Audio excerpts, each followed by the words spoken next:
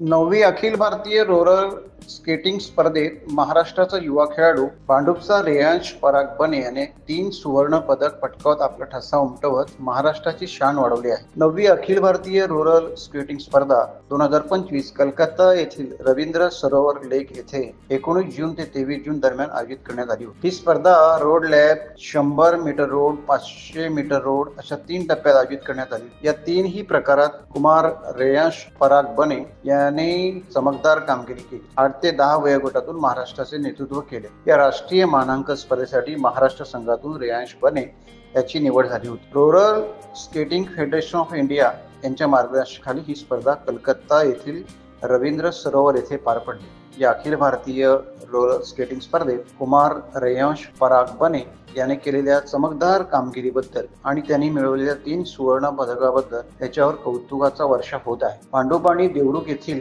त्याच्या सर्व चाहत्यांनी त्याचं अभिनंदन केले आहे। 3 सुवर्ण पदके मिळवून सुवर्ण पदकाची हॅट्रिक करून महाराष्ट्राची तसेच भारताची मान त्याने उंचावल्याचे म्हटले जात आहे। कुमार रेयांशने आतापर्यंत गोवा, म्हैसूर, केरळ आणि कलकत्ता येथे 4 वेळा महाराष्ट्राचे रोलर स्केटिंगसाठी नेतृत्व केले आहे। कुमार रेयांश हा महाराष्ट्रीय शिक्षण संस्थेचे अध्यक्ष बाळकृष्ण बने तसेच सचिव माजी आमदार डॉक्टर सुभाष बने यांचा नातू असून 9 वर्षाचा कुमार रेयांश बने हा युरो स्कूल ऐरोली ठाणे या शाळेचा विद्यार्थी आहे।